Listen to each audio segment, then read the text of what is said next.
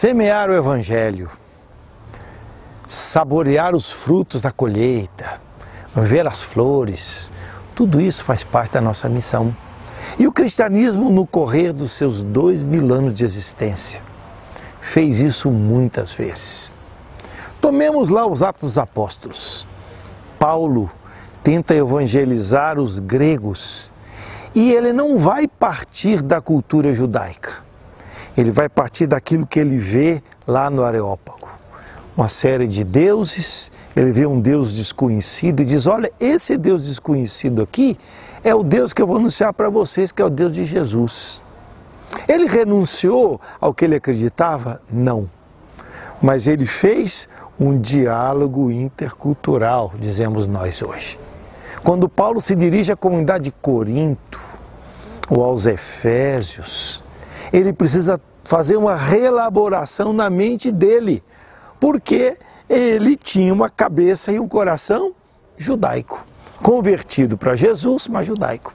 Então, ele tem que fazer essa tarefa que a comunidade dos primeiros séculos realizou, principalmente durante o período que nós chamamos de patrística, que foi repensar o cristianismo, que nasce num contexto judaico, para a cultura grego-romana. Foi a experiência mais bem-sucedida de inculturação. Depois, quando a Europa passou pelo processo de destruição do Império Romano, vieram os povos bárbaros, outra oportunidade de inculturação a Igreja teve e realizou.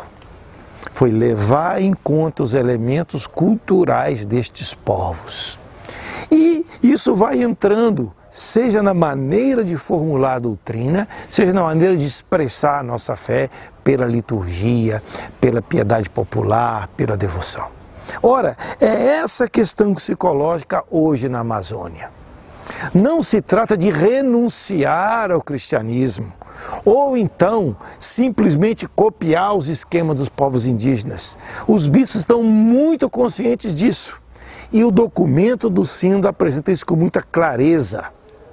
Novos caminhos de conversão cultural significa estar com o outro, levar a boa nova de Jesus, mas também aprender com o outro. Então, há valores culturais nos povos amazônicos, a começar dos povos indígenas.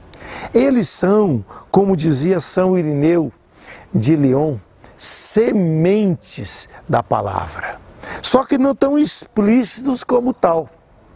Então, a postura da Igreja em relação aos povos indígenas é chegar numa posição de igual para igual. Somos diferentes na nossa cultura, mas somos iguais em dignidade. E temos algo a aprender e a ensinar. Então, a Igreja assume um compromisso, e o Sínodo marcou isso, de estar presente e aliada aos povos indígenas e aos seus territórios. Defender os direitos territoriais dos índios. Denunciar os processos de destruição dos povos indígenas, que é vergonhoso, que é eticamente deplorável.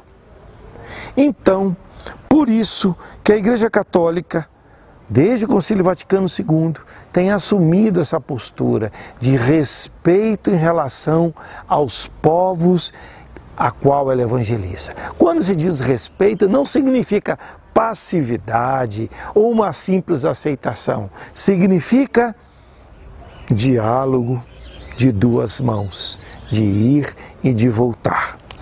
Então, o capítulo 3, dedicado a novos caminhos de conversão cultural, contempla isso. Mostra que a enculturação é uma encarnação do Evangelho nas culturas e, ao mesmo tempo, a introdução delas na vida da Igreja. Então é nesse sentido que os povos evangelizados são protagonistas junto com os missionários. O que se deve levar em conta nesse processo cultural, além dessa questão dos povos indígenas? Quando nós trabalhamos com as nossas comunidades, seja as comunidades ribeirinhas, seja as comunidades da cidade, levar em conta a piedade popular, a devoção, os valores que a devoção tem e também ajudar essa devoção a crescer em direção a uma maior centralidade da palavra de Deus e uma ligação da palavra de Deus com a nossa realidade. Depois, essa fé e essa expressão do nosso seguimento a Jesus se traduz pela narração, pelos ritos, pelas canções, pelas danças. É tão interessante, o último encontro que eu fui ajudar em Manaus, eu fiquei impressionado como as pessoas gostavam de dançar. Toda hora de intervalo tinha dança. E não era dança indígena não, hein? Era dança de povo da cidade. A dança é uma forma de expressão dos povos amazônicos.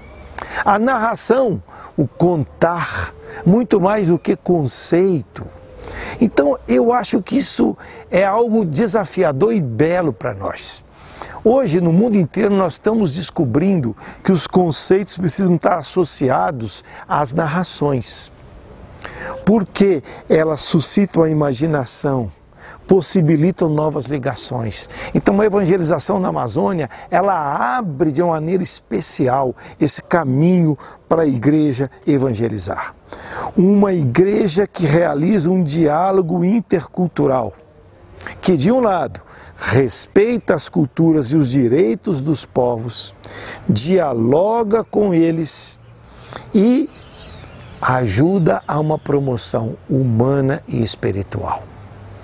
Ao final desse capítulo 3 do documento do Sínodo dos Bispos, há uma referência ao trabalho da igreja na educação, na saúde e na comunicação.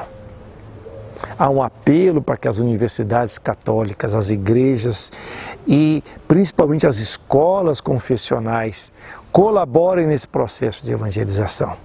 Se reconhece o trabalho da igreja, iniciativas de saúde e a necessidade de articular e integrar a sabedoria dos povos amazônicos com os seus medicamentos, os seus remédios baseados nas raízes, nas plantas. E, por fim, a necessidade de uma comunicação de massa efetiva através da rádio, da internet, dos processos de ensino DAD, para que as populações nandicas sejam atingidas. Então, novos caminhos de conversão cultural, um desafio para a Amazônia e para nós também.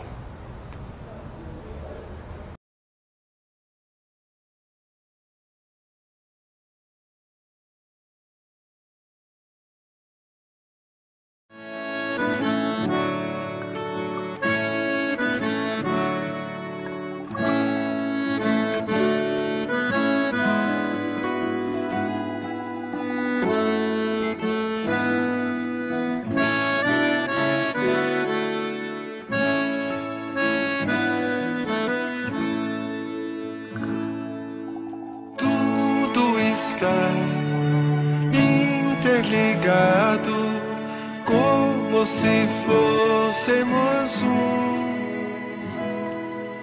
Tudo está interligado nesta casa comum.